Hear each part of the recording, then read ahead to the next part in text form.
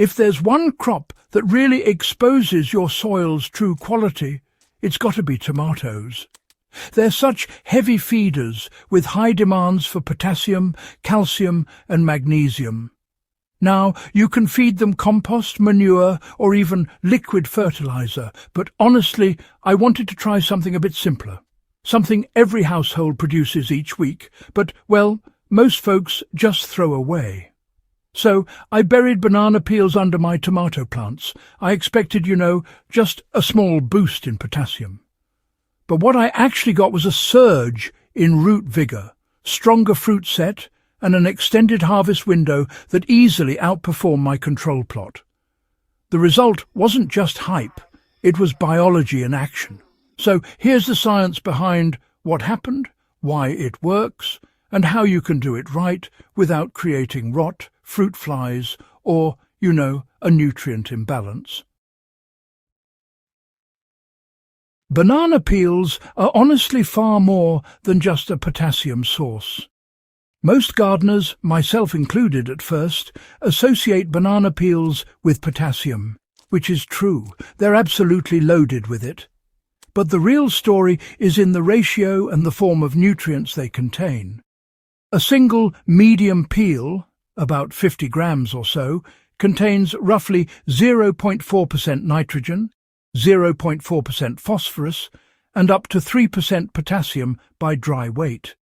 That's actually close to a natural NPK ratio of 1:1:7. In tomato production, potassium plays a key role in fruit formation, colour development and disease resistance. But the peel also provides magnesium, calcium, sulphur and small but significant amounts of manganese and zinc, all essential for enzymatic activity in roots and leaves. Even better, banana peels decompose really fast. Within about 2 to 3 weeks under warm, moist soil, microbial action breaks them down into soluble forms that plants can absorb. This makes them an excellent slow-release feed, positioned exactly where tomatoes need it most, right around their root zone.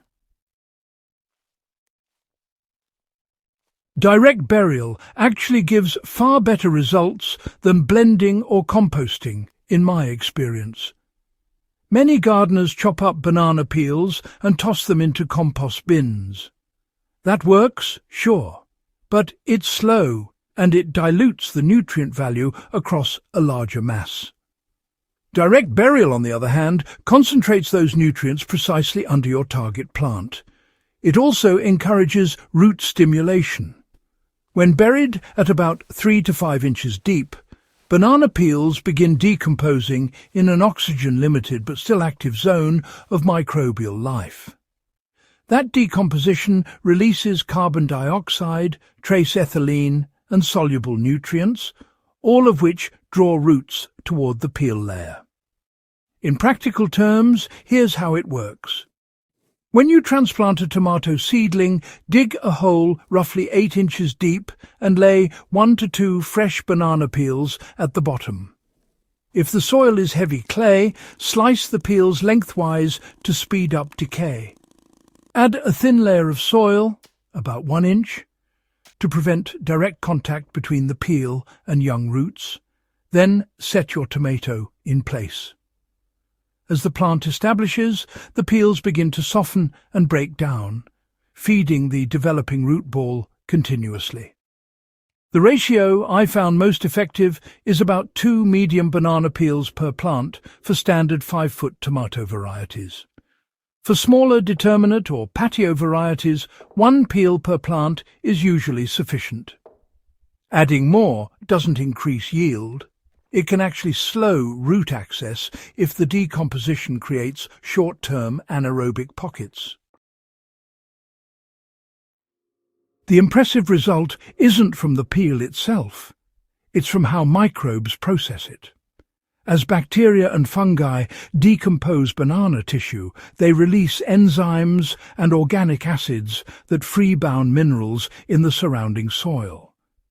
This, accelerates nutrient cycling beyond what the peel alone could provide.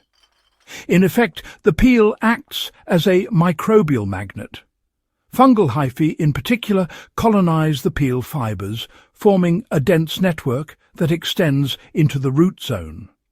These fungi exchange nutrients for plant sugars, improving uptake efficiency.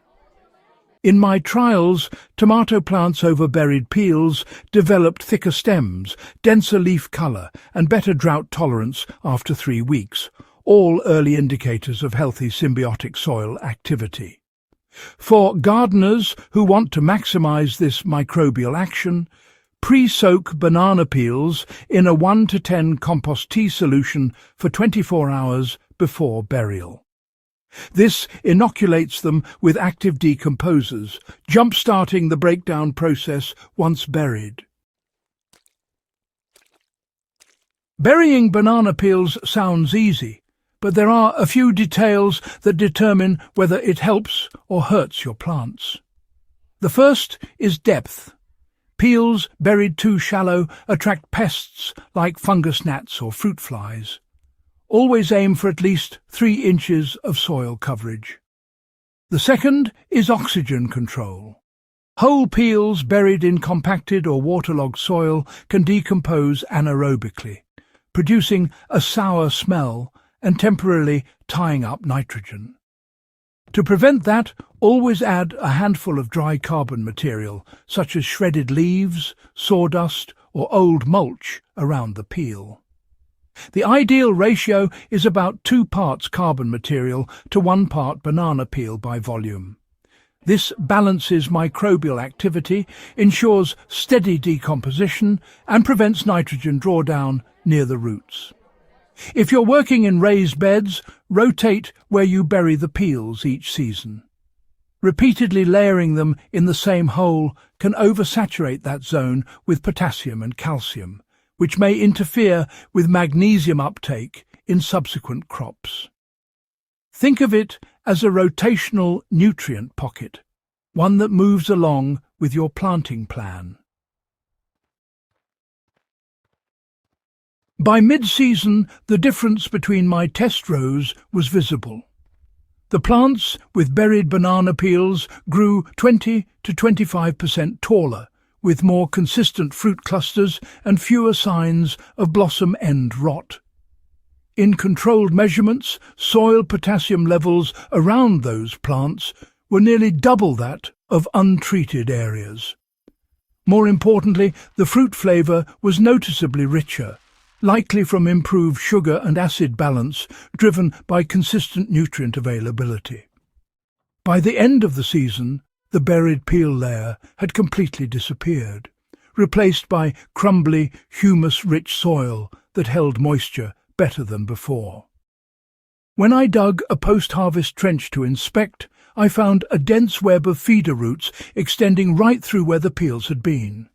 That's exactly the kind of long-term soil improvement that synthetic fertilizer can't replicate. This method is small, simple, and completely sustainable. What makes the buried banana peel method remarkable is that it fits seamlessly into any garden size or system. It doesn't require special tools, measurements, or materials beyond what you already have. Whether you grow in pots, raised beds, or open ground, the biological principle is the same.